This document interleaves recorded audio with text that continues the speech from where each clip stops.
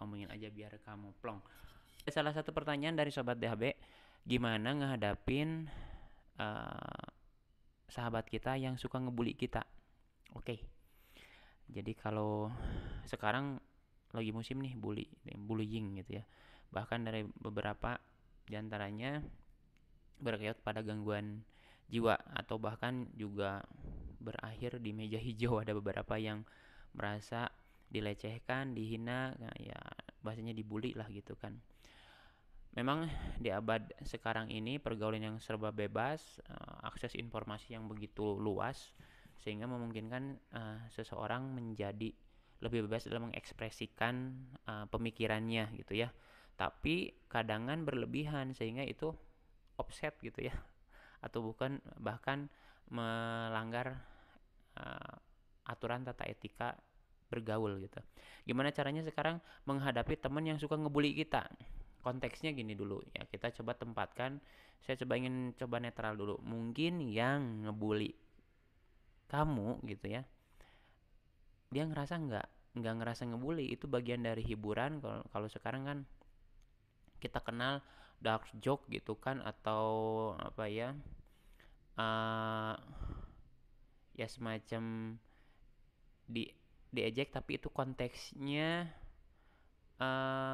kayak menghina gitu ya. Ya sekarang di humor itu namanya apa saya lupa gitu ya. Bagaimana juga kita seolah mendiskreditkan tapi itu hanya menjadi lelucon saja.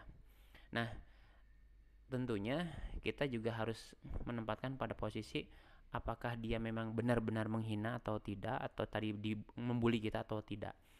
Tapi jauh daripada itu, kita juga harus paham bahwa kita nggak bisa dong ngerubah sikap atau karakter seseorang atau kemudian nyuruh orang seperti kemauan kita. Kita hendaknya bersikap bijak gitu kan. Selama itu tidak mengganggu kita dan kita juga menganggapnya itu sebuah joke atau lelucon, kemudian kita tidak sakit hati, saya kira itu tidak jadi masalah, tidak jadi masalah. Nah, permasalahannya kamu ngerasa sekarang itu jadi masalah karena ya nggak mungkin dong kamu nanya sekarang teman yang suka ngebully itu gimana menghadapinya. Tentunya kita klarifikasi dulu ke teman gitu kan, coba ya kita jujur lah, kalau sesama teman saya kira juga kita harus lebih terbuka juga. Misalnya kita dianalogikan sebagai apa atau dibully, diejek seperti apa, kemudian kita nggak nerima, kita klarifikasi, sorry deh, aku nggak, kurang kurang serk atau nggak enak kalau kamu ngomong gitu gitu kan, serasanya aku itu hina banget atau gimana gitu, aku jujur aja kesinggung sih gitu kan. Nah, itu perlu klarifikasi. Kemudian yang kedua, kalau memang kita sudah klarifikasi, sudah mengingatkan jangan melakukan hal yang sama, kemudian tetap melakukan hal yang sama, nah kita harus ngambil sikap. Ngambil sikapnya apa? Batasi pergaulannya, batasi maksudnya pergaulan kita dengan dia batasi. Karena kenapa? Kalau kita terus bergaul dengan dia yang suka ngebully kita, maka uh, posisi kita akan terus dilecehkan dan selalu menjadi korban gitu kan. Maka kita juga harus bisa memilih dong gitu kan, apakah misalnya perlahan menjauhinya, kemudian juga ya bisa membuka lingkaran pertemanan yang baru, cari teman yang baru yang lebih menghargai, lebih fair pada kita dibanding kita mempertahankan sesuatu hubungan persahabatan yang justru membuat kita jadi sengsara, tertekan, dan seolah-olah kita itu tidak dihargai sama sekali gitu kan.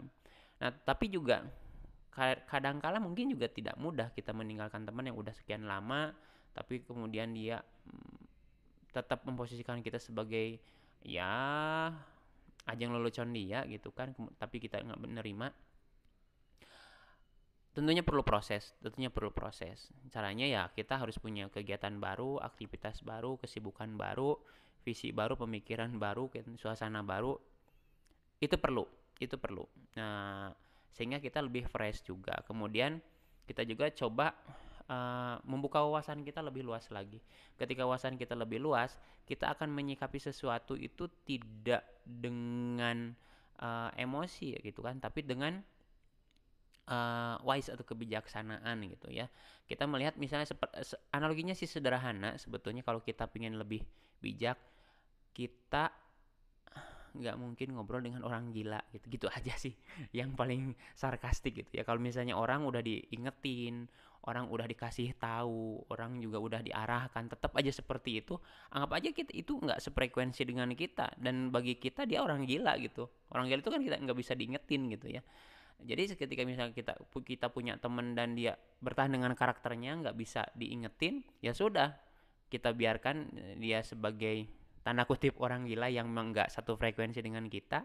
Kemudian perlahan kita juga mencari lingkaran baru, pertemanan baru. Kemudian juga eh, yang paling keren adalah sebetulnya kita coba menambah ilmu pengetahuan kita, pengalaman kita, interaksi dengan orang-orang baru. So pasti kamu akan terbuka deh wawasannya, pengalamannya, dan itu akan melahirkan kebijaksanaan dan sikap yang lebih bijak tentunya. Itu mudah-mudahan bermanfaat buat kamu. Kita ketemu lagi di konten berikutnya. Omongin aja biar kamu plong.